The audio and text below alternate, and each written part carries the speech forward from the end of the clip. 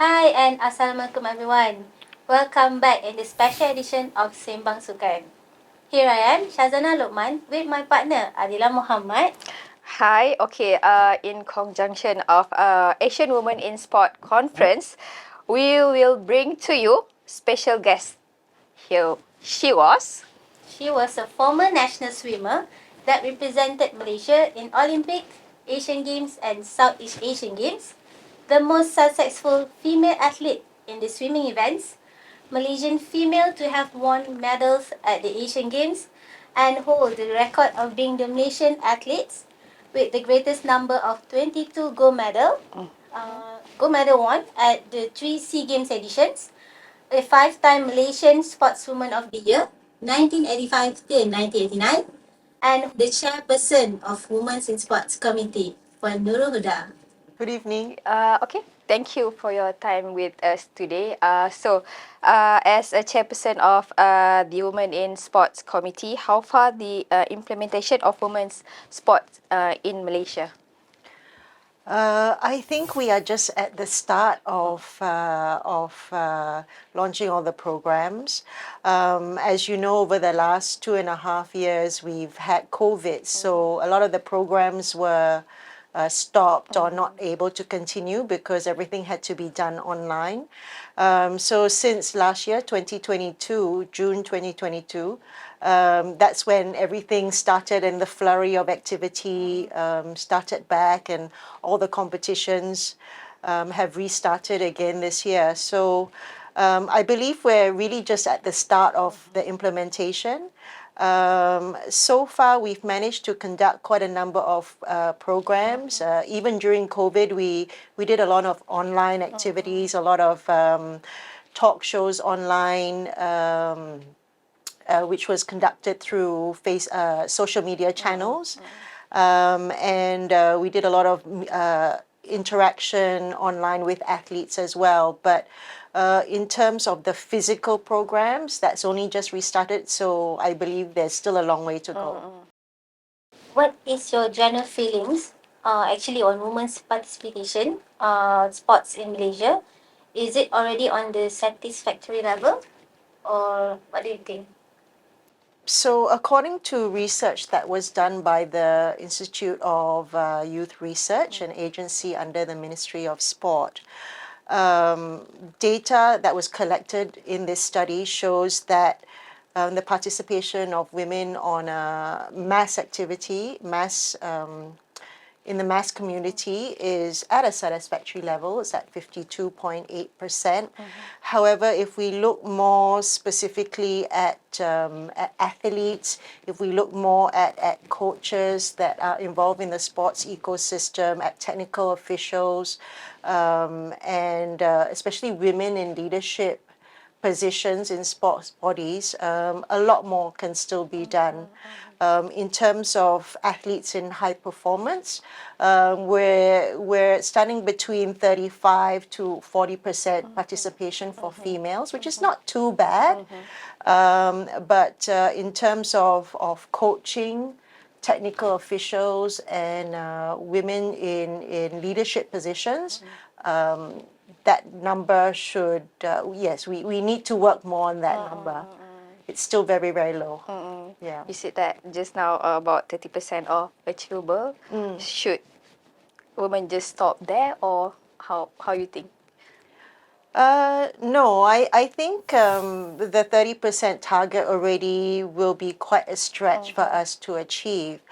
It will take time. It may not be something that will just happen overnight. It will take time, but I believe that we should try and get more females as much as possible involved in sport, because to have that different perspective, to have those role models, those female role models for the younger generation, it's very, very important in terms of sustainability and also in continuing the movement of sport forward. As we all know, YB Hanayo, she introducing the safe sport policy this year. It's an important milestone actually for our female athletes. but are you happy with what you heard so far? And in terms of the implementation and increasing the awareness level?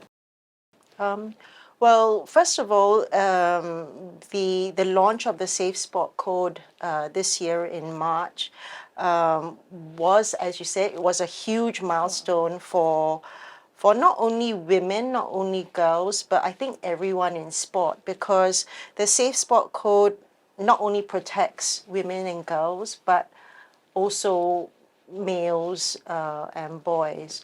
What we don't hear so much about, but it does happen, is that men and boys can also be affected as well. So it actually protects the whole community, not just one part of the community. This is only the first part of launching the launch was actually just the first part. There is more that still can be done. In the so from March until now, we're looking at 6 months. In these 6 months, we have identified some areas that need improving on. So this will help us in moving forward and making sure that it actually covers what it's supposed to do. Because right now what we're seeing is that there are still some gaps, there are still some loopholes, there's still some gray areas, and when it concerns the safety of everyone in the sports community, we don't want to have those gaps or those loopholes and those gray areas.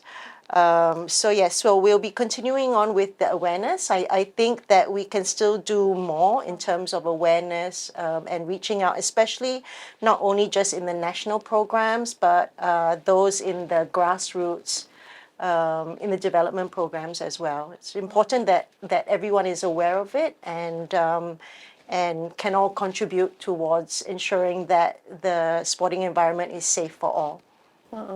So, as you know, this is first time we did the women's sports conference.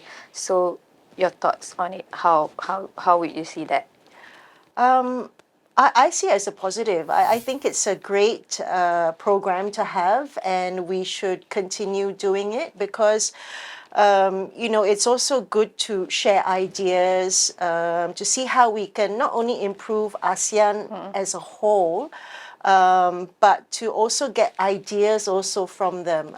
So we share our successes, but also learn on how others have achieve certain things as well. So I think it's something that we should continue and we should build on.